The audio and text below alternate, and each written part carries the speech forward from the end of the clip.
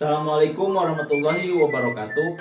Selamat datang dan berjumpa di channel saya, DR Channel. Teman-teman pastinya sehat, dan saya doakan agar teman-teman selalu dalam keadaan sehat. Nah, kali ini saya akan mencoba sharing dan menjelaskan cara untuk meningkatkan daya tahan tubuh atau imunitas seseorang. Oh ya teman-teman, kadang banyak dari kita yang tiba-tiba malah memiliki keluhan masalah kesehatan. Dan sangat wajar, hal pertama kali yang dilakukan adalah mengatasi gejala-gejala dan kondisi-kondisi tertentu. Padahal masalah kesehatan tidak muncul tanpa sebab. Beberapa penyakit memang ada, mungkin karena faktor genetik ataupun faktor keturunan. Namun, banyak sekali penyakit yang sebenarnya bisa dihindari kalau kita konsisten tetap menjaga daya tahan tubuh dan imunitas kita. Nah, lalu timbul pertanyaan, apa sih sebenarnya yang dimaksud dengan daya tahan tubuh? Nah, daya tahan tubuh atau sistem imun secara mendasar mengartikan kemampuan tubuh melawan patogen yang masuk ke dalam jaringan tubuh kita.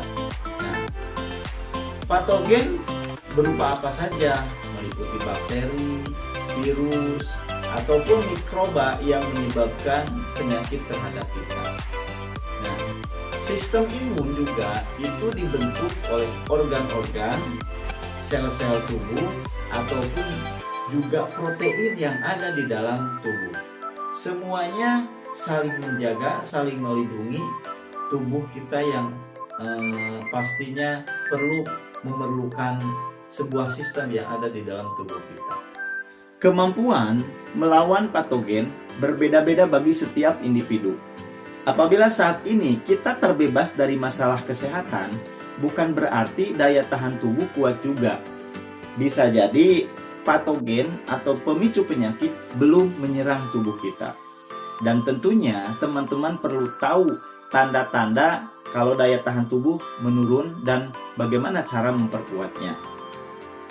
Daya tahan tubuh orang, khususnya lansia, cenderung lebih lemah dan tidak bekerja sebagaimana mestinya. Dan sistem imun diharapkan mampu melindungi tubuhnya dari patogen. Oleh karena itu, mencegah lebih baik dibandingkan mengobati jika kita berbicara masalah ini.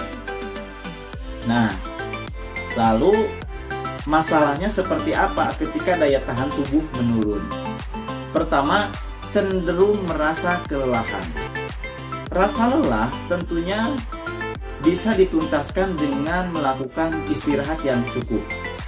Dan apakah teman-teman merasa kelelahan secara terus-menerus walau aktivitas sehari-hari tidak banyak dilakukan? Jika iya, mungkin hal ini disebabkan oleh rendahnya asupan kalori. Dan tentunya rasa lelah ini bisa juga disebabkan dengan menurunnya daya tahan tubuh dan energi dari asupan kalori itu untuk membantu dan melindungi tubuh dan meningkatkan imunitas seseorang. Nah, yang kedua, otot dan sendi mudah ngilu. Kalau dilihat sekilas, hubungan keduanya mungkin terlihat sangat jauh. Daya tahan tubuh yang lemah memang bisa berpengaruh pada kemampuan tubuh dalam beraktivitas.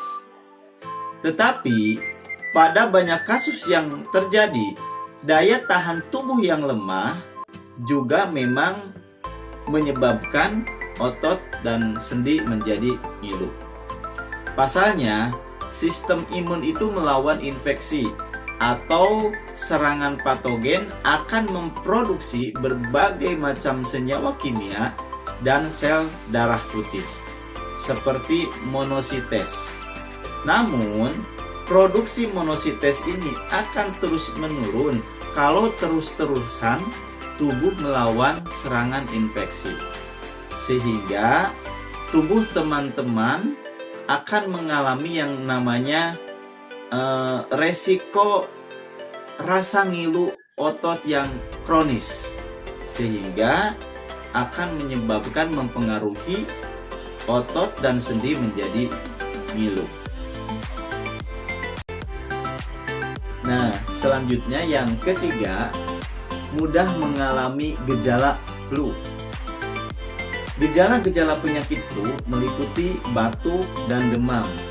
Maka bisa jadi sistem imun sedang mengalami penurunan. Seperti yang disebutkan sebelumnya, ketika tubuh melawan patogen, maka akan memproduksi sel darah putih. Ketika daya tahan tubuh lemah, maka produksi sel darah putih akan meningkat. Dan teman-teman akan beresiko menemukan masalah sistem pernapasan jika hal ini tidak terpenuhi. Ya. Nah, itu. Yang keempat, mengalami masalah sistem pencernaan. Daya tahan tubuh itu juga bisa memunculkan beberapa masalah kesehatan pada sistem pencernaan. Beberapa gejala yang mungkin dirasakan yakni hilangnya nafsu makan, diare, dan juga terjadi kram di sekitar area perut. Ya. Nah, lalu kalau cara untuk meningkatkan daya tahan tubuh seseorang, apa saja caranya? Nah, cara yang pertama yaitu mengubah pola makan. Pola makan yang sehat mampu membantu kesehatan tubuh. Maka jangan lupa konsumsi buah dan sayuran untuk memenuhi kebutuhan tubuh seperti vitamin D, vitamin C, mineral, kalsium, dan zat besi, ataupun nutrisi lainnya seperti omega 3. Dan juga jangan lupa konsumsi protein setiap harinya secara cukup. Namun, bila punya penyakit autoimun, konsultasikan dulu seperti apa polanya. Ya, itu yang pertama. Yang kedua, olahraga secara rutin. Jangan sampai faktor usia, kesibukan menghalangi teman-teman untuk berolahraga. Lakukan kegiatan yang sekiranya bisa membantu kesehatan sendi, keseimbangan tubuh, dan memelihara secara keseluruhan kesehatan tubuh. Tidak perlu ragu seputar kegiatan yang dilakukan, karena teman-teman tiba-tiba datang ke tempat gym atau mengangkat beban. Tapi pilihlah kegiatan-kegiatan yang mampu memulihkan, menyehatkan sendi, otot, dan juga tulang. Namun, itu juga disesuaikan dengan kemampuan teman-teman semuanya. Nah, selanjutnya yang ketiga, menghindari stres dan cemas. Faktanya, stres dan cemas itu dapat menurunkan daya tahan tubuh seseorang, sehingga membuat teman-teman beresiko memunculkan gangguan-gangguan masalah kesehatan.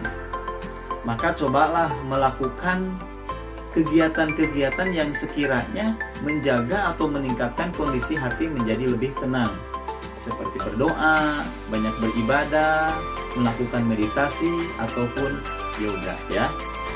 Nah, itulah teman-teman sharing ataupun penjelasan saya terkait imunitas tubuh ataupun daya tahan tubuh. Kesimpulannya, kita tidak bisa menyangkal kalau upaya kita untuk menjaga sistem imun tidak luput dari yang namanya olahraga, istirahat cukup, dan kebutuhan nutrisi tubuh. Sampai jumpa di channel saya berikutnya, dan jangan lupa ya jangan lupa terkait supportnya untuk tetap selalu menginformasikan terkait hal-hal yang berhubungan dengan kesehatan. Terima kasih. Assalamualaikum warahmatullahi wabarakatuh.